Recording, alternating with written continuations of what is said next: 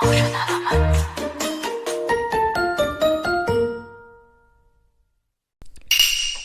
Face Machine and the Politics of Face.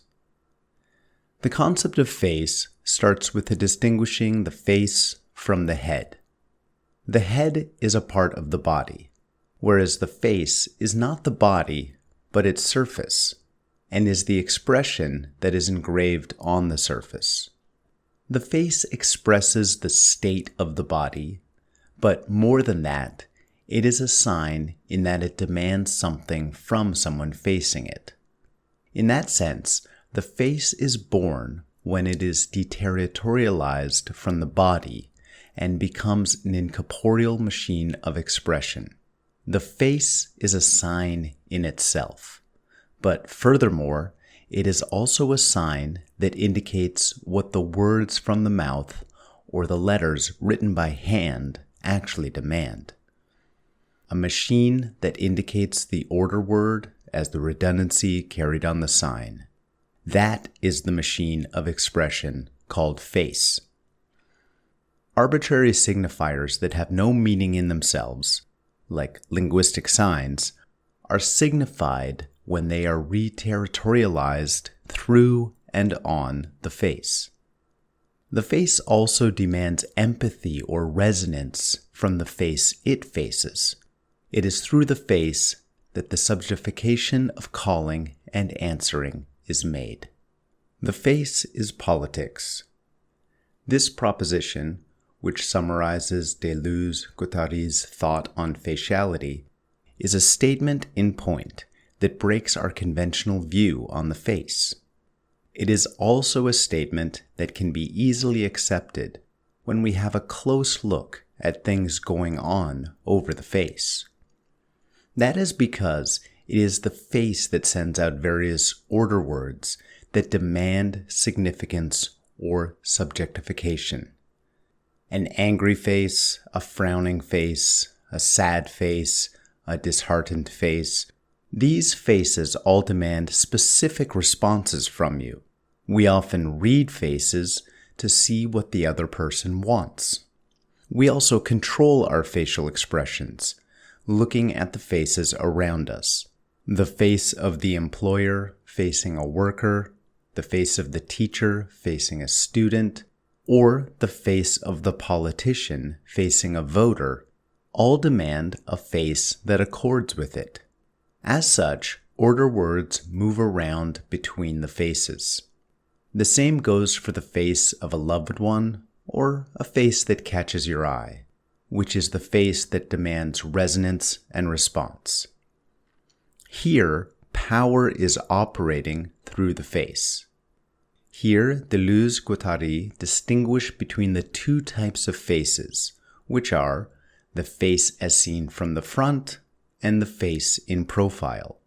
The former is the round face, having blank spaces of forehead and cheek, and the face that emits signs that are signified with the eye, mouth, and eyebrow, etc. The latter is the one that calls and answers facing the other face, which is the face corresponding to subjectification. Of course, there are also the faces in profile facing the opposite directions, turning the faces away from each other. As these two types of faces are mixed, the patterns of significance and subjectification are expressed. It is in this vein that the saying, "a very special mechanism," dispositif, is situated at the intersection of significance and subjectification comes from. The head operates by the code that moves the body, but the face is born when the corporeal coding stops and the head is overcoded by something called facial expression. When the head becomes a face and acquires expressive signs in this way, other parts of the body, in turn, get to be facialized. The fist raised with spirit, or the hand with the middle finger raised, is not a body paired with a tool, but a sign paired with the face. The same is true of the deeply bowed head, the upper body with 2 arms raised, and the legs with the knees bent. The face covers the entire body, going beyond the head. Furthermore, the face expands to the clothing that covers the body.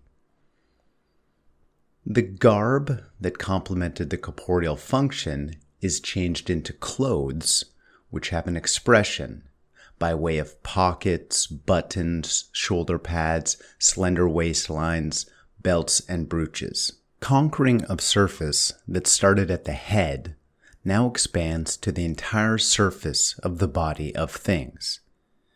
Everything, large or small, has its own expression and is facialized. A kettle, a car, a house, a building, a city, etc. The facialization of things transforms the milieu, which is the condition of corporeal survival, into a landscape. In other words, the landscape is the face of the milieu or the facialized milieu. Conversely, art or film now treats the face as a landscape. An outstanding portrait landscapeifies the face of that person into the world he lived in. The close-up in a film turns someone's affect or emotion about a certain event into a scene by making the face a landscape itself. In this respect, the tool is the correlate of the hand, whereas the landscape is the correlate of the face. What we can see through the facializations of various bodies or landscapeifications of the face is the fact that the face is not limited to just the human face. Of course, there are frequent attempts to interpret the expression of buildings, cities, or things in a human way, but the human face never has a status in general. The human face is just one type of numerous faces.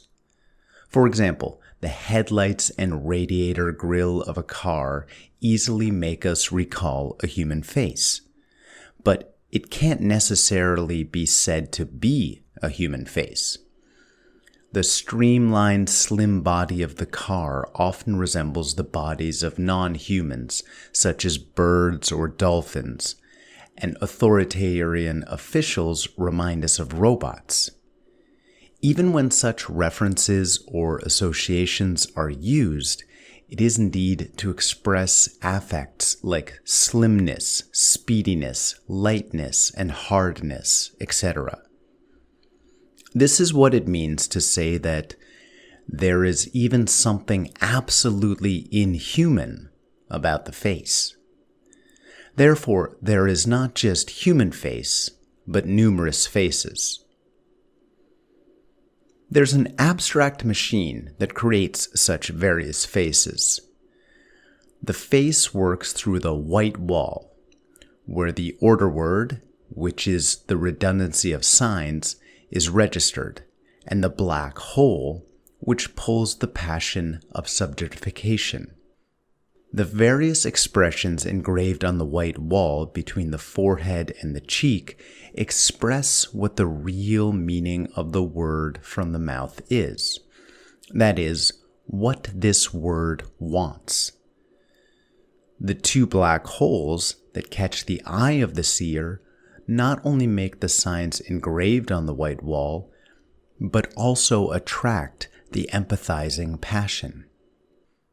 As such, through the combination of the white wall and black hole, various expressions are created. Therefore, they call the white wall/black hole system that makes various faces with concrete expressions an abstract machine of faciality, visagité. When we say that the abstract machine of faciality is a white wall/black hole system, the white wall means a sort of tablet where signs are engraved. White means empty. That is, an empty space suitable for signs to be engraved upon. there's no reason that the color of this tablet must be necessarily white. Not all human faces are white, and not all the walls of buildings, clothes, or things are white either. When the white color is privileged, as if it is the best way for engraving signs, the word white becomes a designation of a particular color. A particular color or a preference for such color gets to be regarded to be the criterion of the face itself. Then, the degree of whiteness now be considered to be the indicator of the degree of good face, a hierarchy of facial colors is made. That is why it, the abstract machine of faciality, is white man himself, with his broad white cheeks and the black hole of his eyes. It is the face of Jesus that played a decisive role in this event. As we know, anywhere in the world, the face of God or saint is created based on the image of the people themselves who worship it. The God or saint of black people, for example, in no way has a white face. It was during the Renaissance era that the face of Jesus, which no one knows because there's no sculpture or portrait of the time based on the real person, was drawn in its present form. The face of Jesus was an invention through the average face of the European white man of the time in which it was painted. As it has, since then, become the face of Jesus, it has also become the face of saint, the face to copy, and, in a nutshell, the good face.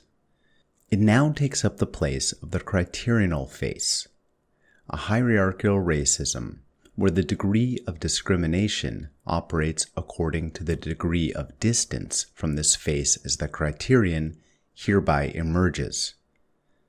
Not only the skin color, but also the shapes of eyes and noses, etc., now become the subjects of preference and discrimination. This is what it means to say that racism operates by the determination of degrees of deviance in relation to the white man face. In other words, racism is the product of this selective criterion making that gives universality to the white men's own faces. The arbitrariness of this criterional face, modeled on the white cheek, indeed clearly reveals itself in the eye, which is black holes. The word black, when we say black hole, indeed means not a particular color, but an attractor that pulls passion or gaze. However, like the white wall, this could also designate an eye of a specific color. But whereas the non-white cheeks are hierarchized by their degree of whiteness, non-black eyes are not hierarchized by their degree of blackness. This is because Europeans themselves don't have black eyes. In short, there is an ethnocentric circular reasoning where European white men make the face of Jesus based on their faces and use the face of Jesus as the measure of a good face. By giving to the white male face the status of a universal measure, the selection and grading for all faces is activated. Hereby, the abstract machine of faciality, which is a white wall/black hole system, becomes a racist abstract machine that privileges white color. Earlier, we saw power in the face that admits order words, but in this face that exercises the power of selection, hierarchization, and discrimination by becoming the criterion, we see another power of the face. Another power exercised by the abstract machine of faciality itself.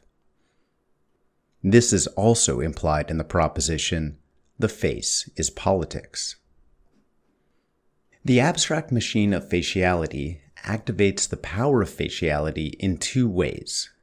One is the elementary face, and the other is the selective response.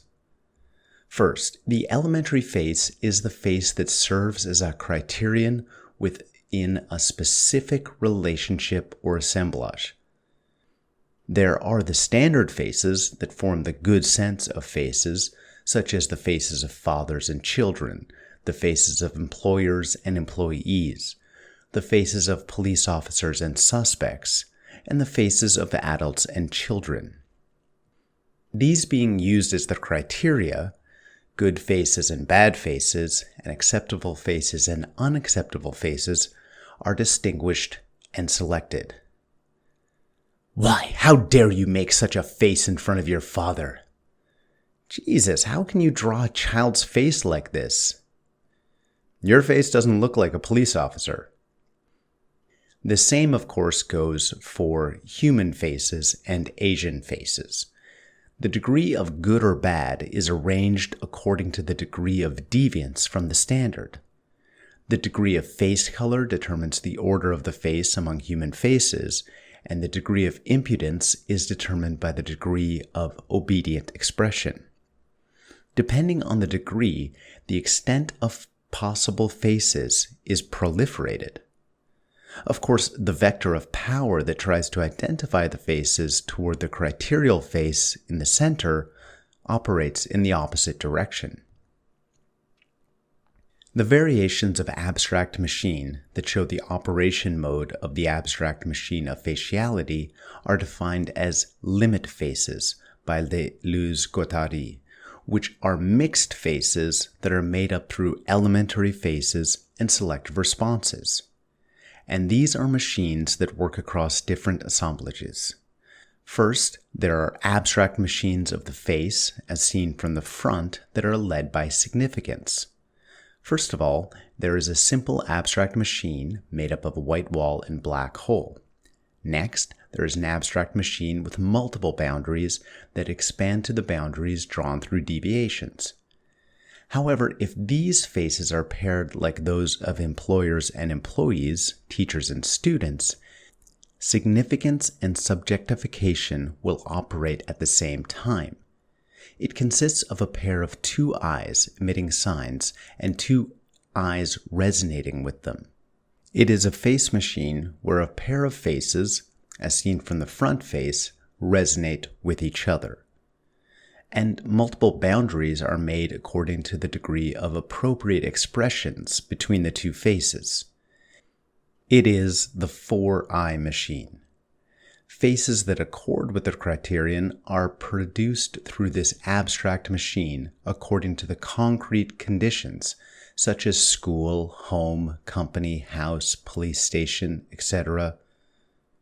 The more the faces interrelated with each other proliferate, the more eyes proliferate accordingly. Deleuze-Guattari call these abstract machines that inscribe signs on the white wall having the status as the earth for the signs terrestrial signifying despotic faces. On the other hand, the face in profile of subjectification usually has two faces facing each other in pairs. The couple machine that is drawn into the black hole, calling and answering each other like Tristan Isolde, operates along the line that is 1 and 2 at the same time toward the black hole.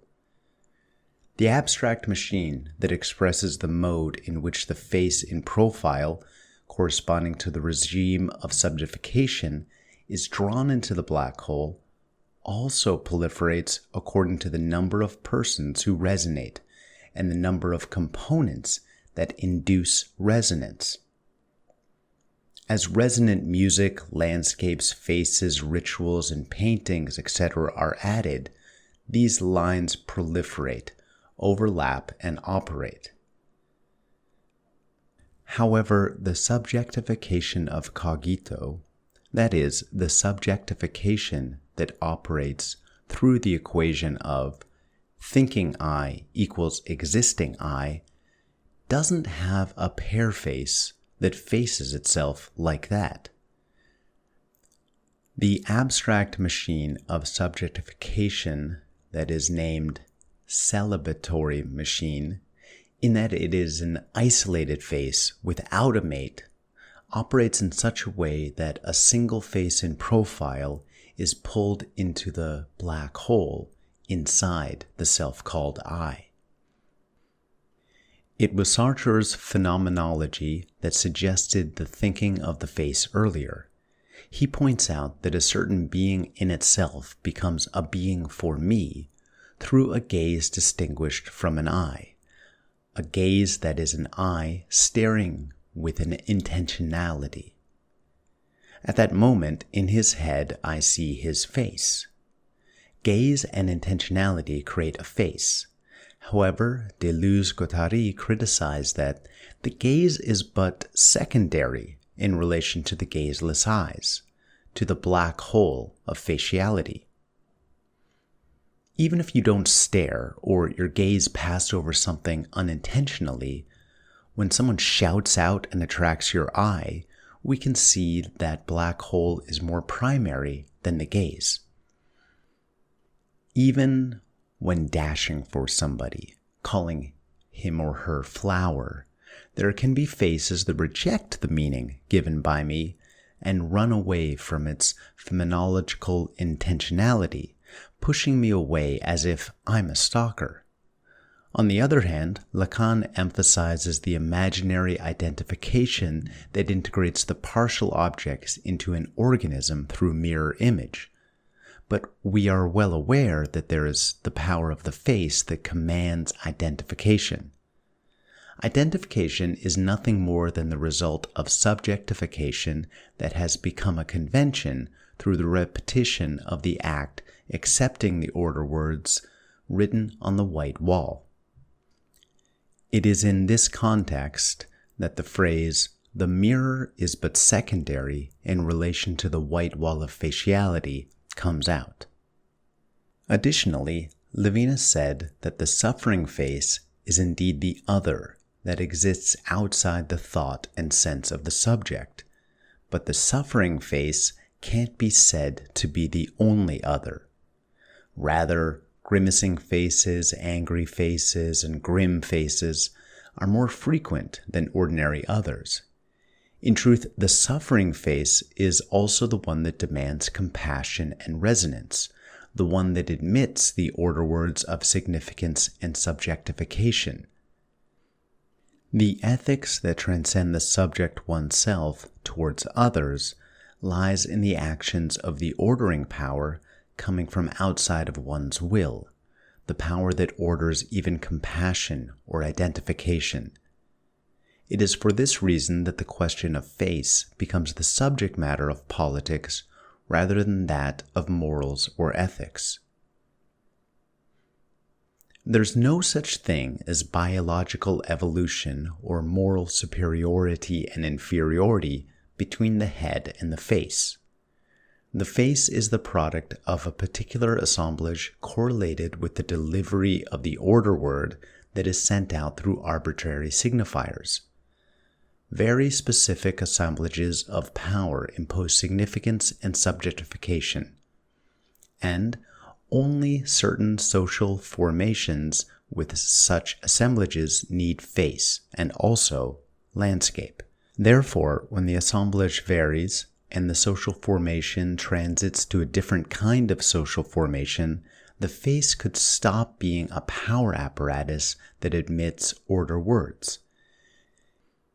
Deleuze-Guattari suggests to break through the walls of significance, pour out of the holes of subjectivity, dismantle the strata in their wake, fell trees in favor of veritable rhizomes, and steer the flows down lines of positive deterritorialization or creative flight, performing a veritable defacialization and freeing something like probe heads, têtes-chercheuses. The concrete meaning of this suggestion is indeed vague. Rather, it would be better to say that it is a question to activate new thinking on the face and the head through the politics of face.